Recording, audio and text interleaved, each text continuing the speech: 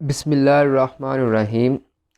आज हम लोगों ने चैप्टर नंबर 14 स्टार्ट करना है। 9th क्लास का मैथ है और उसकी रिव्यू एक्सरसाइज है। क्वेश्चन नंबर 2 है, डेफिनेशन है। सबसे पहले डेफिनेशन उसकी है डिफाइंड रेशो। रेशो की आप लोगों ने डेफिनेशन लिखनी है। रेशो की डेफिनेशन क्या है? The ratio between two uh like quantities is defined as, यानी कि दो लाइक क्वांटिटीज़, एक जैसी क्वांटिटीज़ को आप लोग किस तरह डिफ़ाइन करते हैं? A ratio B is equal to a over b, where A and B are the element of ratio.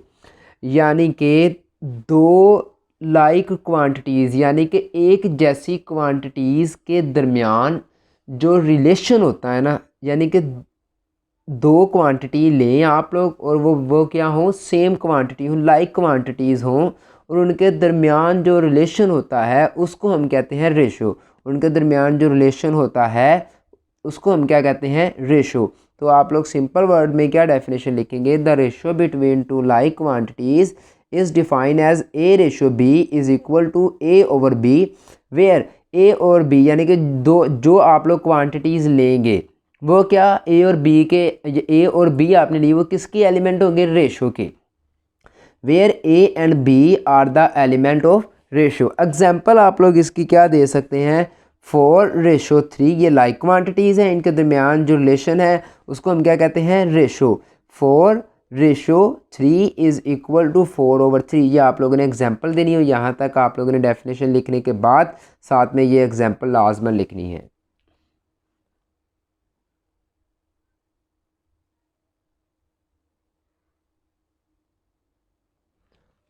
अब हम लोगों ने क्वेश्चन 2 का पार्ट नंबर 2 करना है, यानी कि वो भी डेफिनेशन है डिफाइंड प्रोपोर्शन। प्रोपोर्शन की आप लोगों ने डेफिनेशन लिखनी है। Proportion is defined as the equality of two ratio. Equality of two ratio यानी कि दो रेशो की इक्वालिटी, यानी कि इक्वालिटी ऑफ टू रेशो, उसको आप लोग क्या कहते हैं? Proportional. Such that A ratio B is equal to, ये एक, is equal to C ratio D. ठीक है, यानी कि दो आप लोगों के पास ये रेशो है, एक ये रेशो है और एक ये रेशो है, और उनके दरमियान में क्या है? इक्वालिटी है। इज़ इक्वल टू, ये क्या है? इक्वालिटी होल्ड कर रही है। A ratio B is equal to C ratio d, इसको आप लोग क्या कहते हैं? प्रोपोर्शनल। दोबारा देखें ज़रा।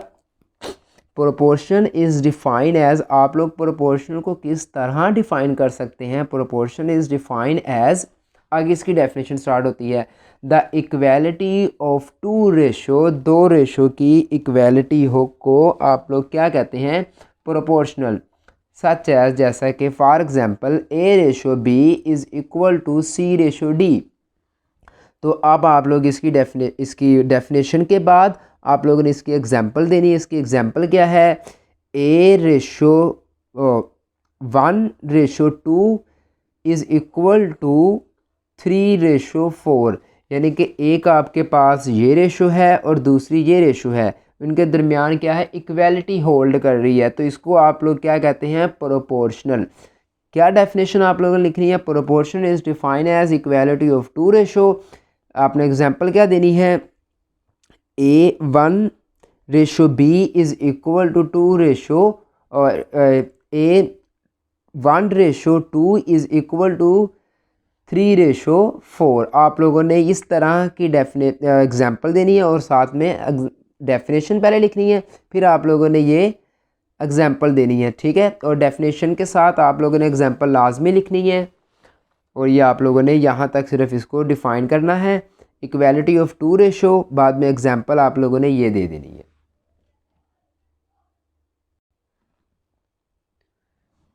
अब आप लोगों ने डेफिनेशन नंबर 3 है स्टार्ट करनी है। डेफिनेशन नंबर 3 इसकी क्या है? Define congruent triangle. जी, इसकी डेफिनेशन क्या है? Two triangles are said to be congruent if there exist a corresponding.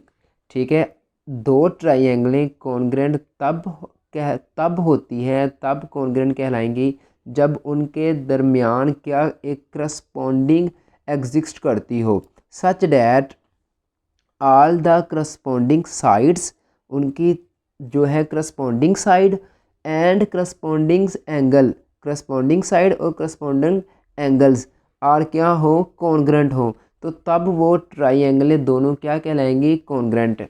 Definition दोबारा फिर देखें, two triangle are said to be congruent if there exist a corresponding between them such that all the corresponding sides and angle are congruent. देखें ज़रा, आपके पास ये दो triangles हैं। सबसे पहले उसने बात की है साइड की, कि साइड करस्पॉन्डिंग होनी चाहिए। ठीक है, देखें ज़रा इसकी साइड कौन कौन सी आ रही है। पहले मैं साइड की बात कर लेता हूँ। ठीक है, साइड ए बी, यानी कि ए बी वाली साइड ये कॉन्ग्रेंट का साइन होता है। ठीक है, डिनोटेड बाय ये, यानी कि इस तरह डिनोट करते हैं इसको, denoted by is equal to और ऊपर ये। ठीक है, हाँ जी, ए बी साइड। अब मैं बता रहा हूँ, ये वाली साइड इस साइड के बराबर होगी डी ई के, डी ई के, और ये वाली साइड इस साइड के बराबर होगी, यानी कि बी सी कॉन्ग्रेंट होगी ई एफ के, बी सी कॉन्ग्रेंट होगी ई एफ के।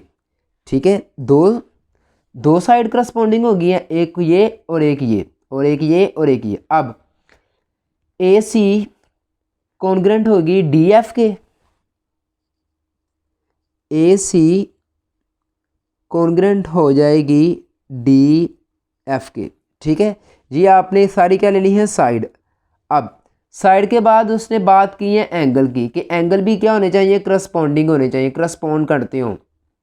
ठीक है, अब देखें एंगल, एंगल ए किसके करस्पॉन्ड हो जाएगा, एंगल डी के, angle A congruent angle D.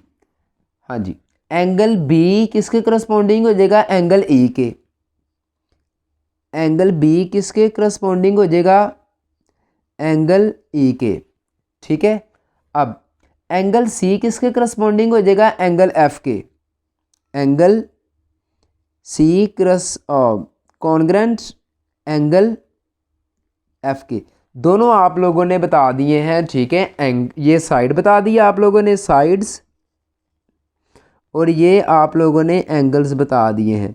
ठीक है, साइड्स और एंगल क्या है, कॉन्ग्रेंट है। तो जब ये साइड और एंगल कॉन्ग्रेंट हो जाएंगी तो तब ये क्या हो जाएंगी, एंगल ट्राइंगल। ठीक है जी, तो तब ये क्या हो जाएगी, ट्राइंगल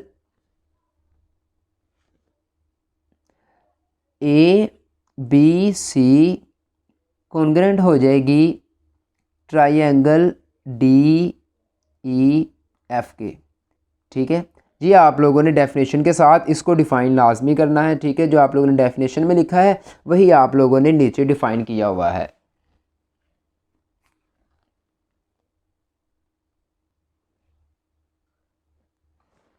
अब हम लोगों ने डेफिनेशन नंबर 4 स्टार्ट करनी है। डेफिनेशन 4 क्या है, defined similar triangle. Similar triangle की आप लोगों ने तारीफ लिखनी है।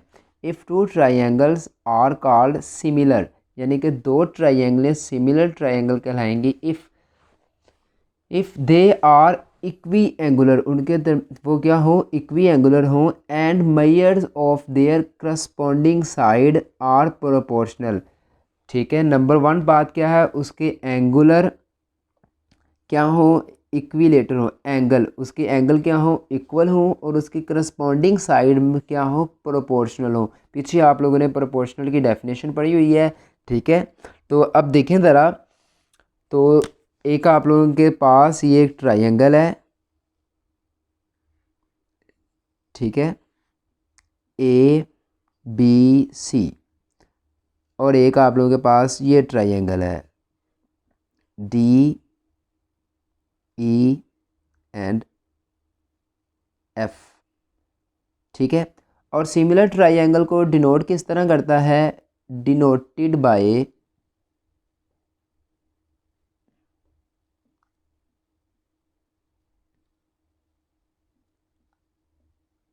इसको हम सिमिलर ट्रायंगल को किस तरह डिनोट करते हैं, इस तरह। ठीक है, ये सिंपल है। तो ये देखें ज़रा, triangle A B C similar है ट्रायंगल डी ई एफ के, ये ठीक है। ये दोनों ट्रायंगलें क्या हैं, आपस में क्या है, इक्वल है। क्यों? क्योंकि इनके एंगल भी क्या है, करस्पॉन्डिंग पे है, और इनकी साइड भी क्या है, corresponding. Angle A, angle D, angle B, angle E, angle C और एंगल एफ, ये क्या है, करस्पॉन्डिंग है। तो अब डेफिनेशन देखें ज़रा, if two equal if two triangle are called similar triangle if they are equiangular, वो क्या हो, उनके एंगल क्या हो, इक्वल हो, and measure of their corresponding side, उनकी जो करस्पॉन्डिंग साइड है वो क्या होनी चाहिए, प्रोपोर्शनल होनी चाहिए। तो इसको हम लोग डिनोट किस तरह करते हैं, ये इस वाले साइन से। ठीक है, अब देखिए ज़रा, आपके पास ये दो ट्रायंगल आप लोगों ने बनानी है, नीचे बिल्कुल एक जैसी, और इनको सिमिलर ट्रायंगल में शो करवा देना है। सिर्फ आप लोगों ने इतना डिफ़ाइन करना है। उम्मीद है कि आप लोगों को ये वाला क्वेश्चन नंबर 2 जो 4 डेफिनेशनें थी, 4 डेफिनेशनें थी, आप लोगों को अंडरस्टैंड होगी। अगर किसी भी पॉइंट पे कोई मसला है तो आप लोग मुझे कमेंट सेक्शन में मैसेज करके पूछ सकते हैं। आज के लिए अल्लाह हाफिज़, और इस मेरे वीडियो को ज़्यादा से ज़्यादा शेयर करें। ठीक है, ओके, अल्लाह हाफिज़, थैंक यू वेरी मच।